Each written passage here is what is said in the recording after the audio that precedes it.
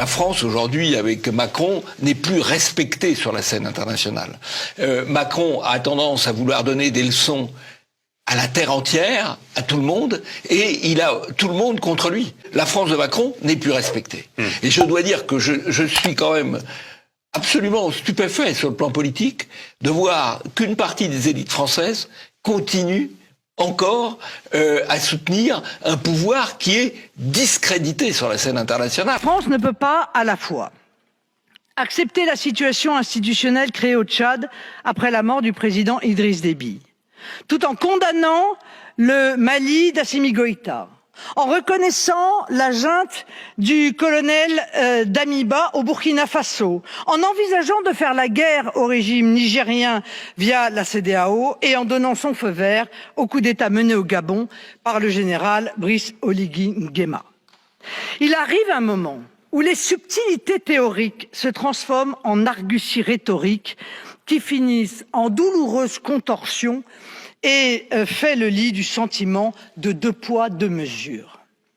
Je le dis sans ambages, si nous ne sommes plus compris de nos amis africains, dans les chancelleries comme dans la rue, c'est parce que nous ne sommes tout simplement pas compréhensibles. Le franc CFA est un instrument qui n'y a plus aucune légitimité. Il est la relique d'un temps révolu aux yeux des peuples africains. Rendez l'indépendance monétaire à ces États et vous verrez rapidement les choses changer et évoluer. Et ce n'est pas la perfide transformation du franc CFA en éco proposée par Emmanuel Macron qui va changer quelque chose puisqu'elle ne règle rien. Par exemple, un élément de la France-Afrique qui est quand même indéniable, ce sont nos bases militaires. Nos amis britanniques ont un empire colonial 2 ou 3 fois plus important que le nôtre en Afrique, n'ont pas de base militaire. Pourquoi avons-nous des bases militaires en Afrique? Ce n'est pas pour défendre l'Afrique, c'est donc pour intervenir dans les affaires africaines. C'est notre politique de double standard. Elle est plus supportée en Afrique. Plus du tout. Le coup d'État au Tchad, c'est très bien. Le fils Déby prend le pouvoir, c'est un coup d'État, puisqu'il suspend les institutions. Avec l'accord des Français. Avec l'accord des Français, avec la présence du président.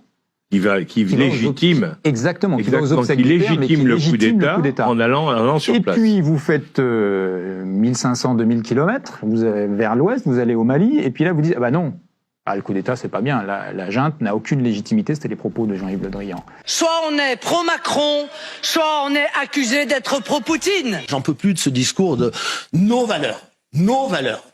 Hein, nos valeurs que nous voulons imposer au monde entier. Nos valeurs. Mais bon, on fait pas la guerre simplement pour ces valeurs. Sauf quand on vient chez vous, essayer de vous imposer les valeurs des autres. Mais quel est donc ce droit divin qui a fait de la France le soldat de toutes les justes causes dans le monde, alors que le seul empire mondial existant, les États-Unis, s'y refusent? Non mais où est-on là? C'est sérieux. Quand on est président de la République, il faut avoir de la maturité, il faut avoir de la sagesse, il faut avoir de la prudence. Parce que quand vous provoquez celui qui va devenir votre adversaire, puis demain votre ennemi, il faut pas s'étonner ensuite si on se prend des palos sur la gueule. Nous ne sommes pas le Zorro des relations internationales. Nous n'allons pas débarquer en disant nous voulons vérifier que vos institutions sont démocratiques, parce que nous ne le faisons pas en Arabie Saoudite. Donc je vois pas pourquoi on le ferait ailleurs. Il y a des modes opératoires qui sont dépassés en Afrique. Et vouloir intervenir avec nos armées au sol, 5000 hommes, etc., ce n'était pas la réponse adéquate. Nous sanctionnons la Russie quand elle agresse l'Ukraine, nous sanctionnons la Russie quand elle ne respecte pas les résolutions des Nations Unies, et voilà 70 ans que les résolutions des Nations Unies sont votées en vain et que l'Israël ne les respecte pas. La Libye, on n'a pas respecté la souveraineté d'un peuple, et ça c'est une erreur. On oublie seulement une chose, c'est qu'une grande partie de l'argent qui est dans notre porte-monnaie vient précisément de l'exploitation depuis des siècles de l'Afrique. Pas uniquement, mais beaucoup viennent de l'exploitation de l'Afrique. Alors, il faut avoir un petit peu de bon sens, je ne dis pas de générosité, de bon sens, de justice, pour rendre aux Africains, je dirais, ce qu'on leur a pris.